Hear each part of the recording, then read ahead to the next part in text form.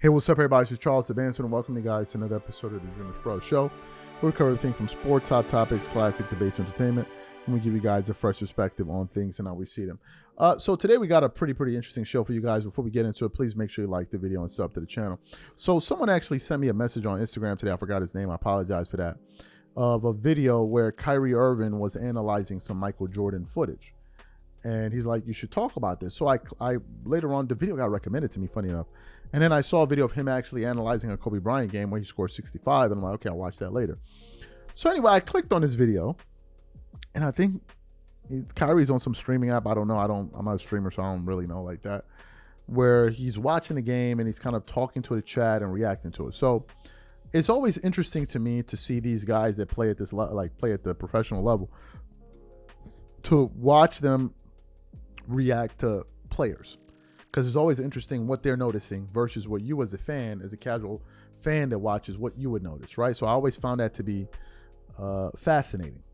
So the footage starts to play, and it's Michael Jordan, in the flu game, in the 1997 flu game in the NBA Finals against the Utah Jazz.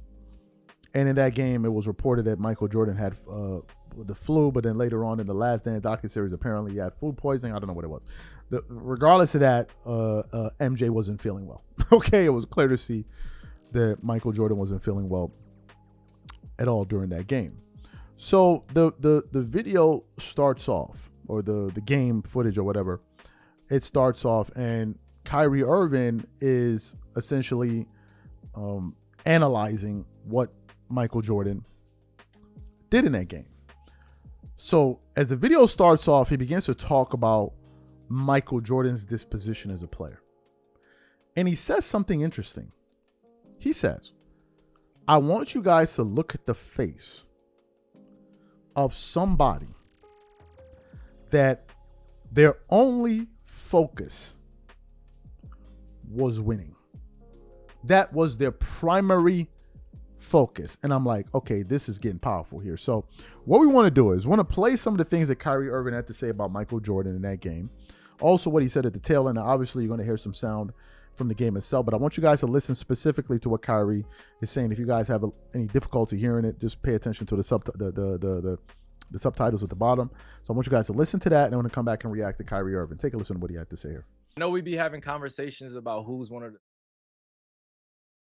people watch Mike, they come away with this allure. I'm telling you, bro, this black cat right here, this amazing gentleman that had so much to do with revolutionize our game. I want you guys to watch and just study how this man did not give a about anything other than winning. I want you guys to see his face this whole entire time. All right, I want you guys to see his. I'm just saying, Mike is different. So when we're watching, I watch with that keen eye. I will never disrespect Mike's greatness. I will never disrespect what he's built. You feel me? You know what I'm saying? I'm like, oh, y'all at home. When I come away watching Mike, I come away with like, dang.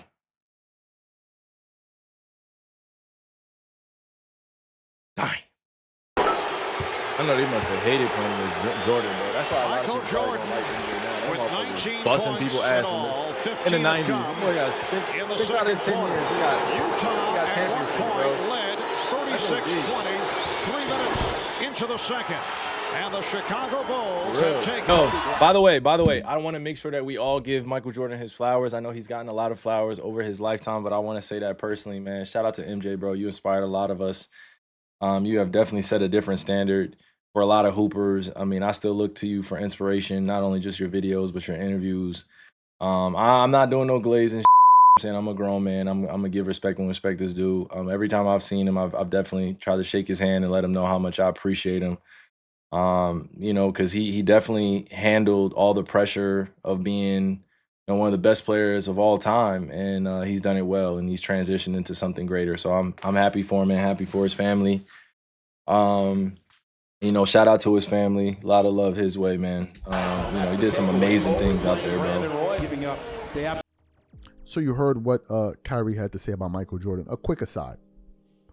While I was watching that game itself, I had watched a highlight reel on TikTok of Kobe Bryant, where he caught the ball on the I mean, it's just masterful footwork. I mean, it's just masterful. It looked like Jordan was trying to elude his defender. He was cutting to the basket, and then he caught the ball, but kind of did like a reverse pivot. So he caught the ball and faked like he wanted to drive right? He sold the fake, and then he went left, and I think he had one dribble. And he went to the left, pulled up for the mid. I mean, it was just absolute beauty to watch that move. And as I was watching Michael Jordan play, especially at that stage, you were witnessing someone that had mastered his craft. What you were witnessing was somebody who had mastered basketball at all levels. 96, 97. He had mastered the game. And at that point, everything that he did was intentional.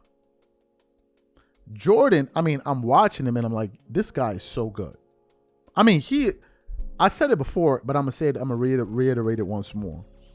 Jordan is the only player that I have spent, whenever I spend time investigating his career and researching his career, he's the only NBA player that the more you investigate his career, the freakier your findings become. He's the only one. Give you guys an example. Just this summer, SGA won the Finals MVP, the scoring title, the league MVP, and the championship. And I think he made the all-first team. And everybody was ranting and raving for that. He did it, Shaq did it, and then MJ did it 4 times. You're like, what? You're like, what? What? It's like we're all in awe of what SGA did, and then you find out this guy did it 4 times. It's like, what are we even talking about right now? What in the world are we talking about? Right? Jordan, the guy, I mean, watching him play, and I know I'm going off on a tangent here, it's like watching a miracle unfold. I was watching a Kobe Bryant highlight the other day, and I'm saying to myself, how is this guy this good? You look at him play, and I'm like, what person that watched basketball, that saw this guy play, would come to the conclusion that he's not one of the 3 greatest players you've ever seen play basketball? I mean, how do we know anybody's good if you don't watch him play? How do we know? But people are now trying to, what you see doesn't really matter. It's what the results are. Really? So whatever the results are, so then why even watch a game? Why not even watch a game? If LeBron scores 20 in a game and Paul George scores 20 in a game, are they the same? Well, no, right? But how would you know that? By watching the game, right? No. If you don't watch the game, how do you know? You're just reading raw stats. Stats also tell a lie. But anyway, back to what Kyrie was saying. He also said, whenever I watch highlights, I get better. And I suspected as much. Kyrie Irving, I've suspected this. If you look at his game from when he came into the NBA as time has gone on, you can tell Kyrie has watched a tremendous amount of footage on Kobe Bryant. A tremendous amount of footage, highlights of Kobe. When I say a lot of footage. Because you see a lot of things in Kyrie's game that came from Kobe's game. The same way you see a lot of things from Kobe's game that came from Michael Jordan, Jerry West, and other great players, Hakeem Olajuwon, and other great players. So Kyrie is a real student of the game. And I say that because not only is he able to observe somebody, he's able to incorporate what he's seen, which are 2 different things. There are people that can observe something, but they can't incorporate. Give you a perfect example. People that went to go train with Hakeem Olajuwon. Well, a bunch of players went. Carmelo Anthony went. LeBron James went. Amari Stoudemire went. A few other guys went. But only one guy was able to incorporate it, right? Only one. So to me, man, I love the fact that Kyrie recognized the greatness of Jordan, and he said as much at the end of the video. But he was just in awe. That wasn't the first time he saw the game, but it was really, really cool to see one of the greatest players ever